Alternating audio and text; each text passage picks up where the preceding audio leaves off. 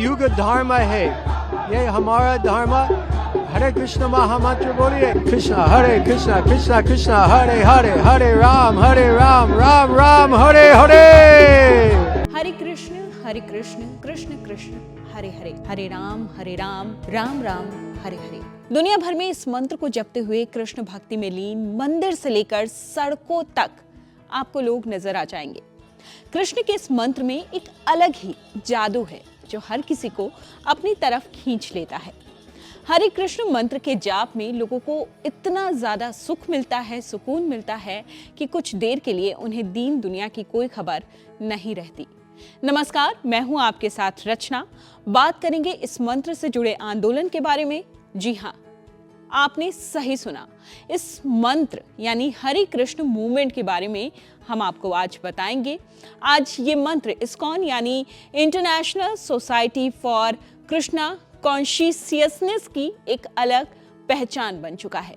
चलिए जानते हैं ये मूवमेंट क्या था और इस्कॉन के इतिहास में ऐसा क्या है जो आपको जानना चाहिए।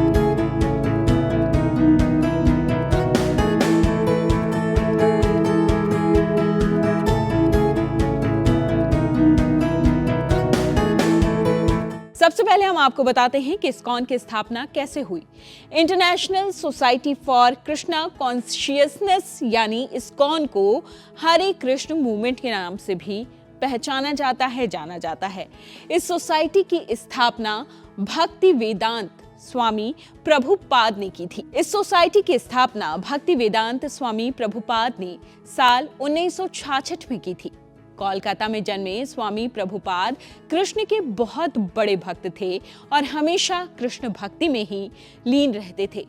कृष्ण भक्ति की वजह से ही उन्होंने गौड़ीय संप्रदाय के अभिलेख लिखने का काम शुरू किया। इस कार्य का स्वामी प्रभुपाद पर इतना बड़ा प्रभाव पड़ा कि उन्होंने हरे कृष्णा मूवमेंट शुरू करने का मन बना लिया।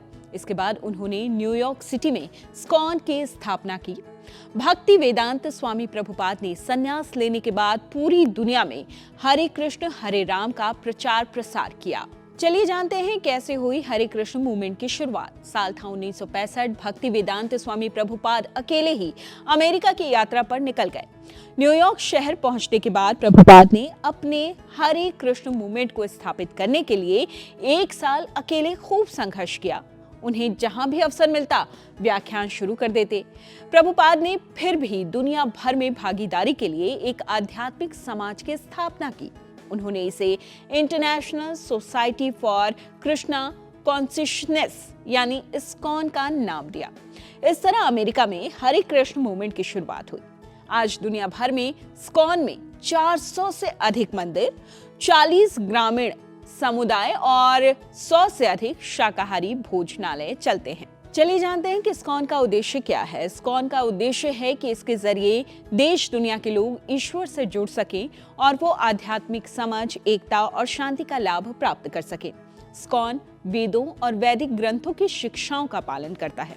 इसमें श्रीमद् भागवत गीता शामिल है जो श्री राधा कृष्ण के सर्वोच्च व्यक्तिगत पहलू में वैष्णववाद या कहिए भगवान कृष्ण के प्रति भक्ति सिखाता है। इन शिक्षाओं को ब्रह्म माधव गौड़ीय वैष्णव संप्रदाय के नाम से जाना जाता है। इस्कॉन के अनुयायी दुनिया भर में गीता और हिंदू धर्म संस्कृति का प्रचार प्रसार करते हैं। चलिए अब हम आपको बताते हैं कि इस्कॉन के अनुयायियों को किन नियमों का ध्यान खास तौर पर रखना होता है। इस्कॉन के अनुयायी को किन नियमों का पालन करना पड़ता है। सबसे पहली बात है कि उन्हें तमाम तरह की तामसिक चीजें जैसे मांस, मदिरा, लहसुन, प्याज इन सब से दूर रहना होता है। इसके साथ ही इस्कॉन के अनुयायी को हरे कृष्णा नाम की माला का कम से कम दिन में 16 बार जाप करना होता है। इसके अलावा गीता और तमाम तरह के भारतीय धर्म इतिहास से जुड़े जितने भी शास्त्र हैं उन सब का अध्ययन भी करना होता है। गलत आचरण से भी इस्कॉन के अनुयायियों को दूर रहना होता है। ये स्टोरी आपको कैसी लगी हमें कमेंट बॉक्स के जरिए जरूर बताइए। तमाम खबरों से अपडेट रहने के लिए लाइक कीजिए, शेयर कीजिए, सब्सक्राइब कीजिए इंडिया टीवी।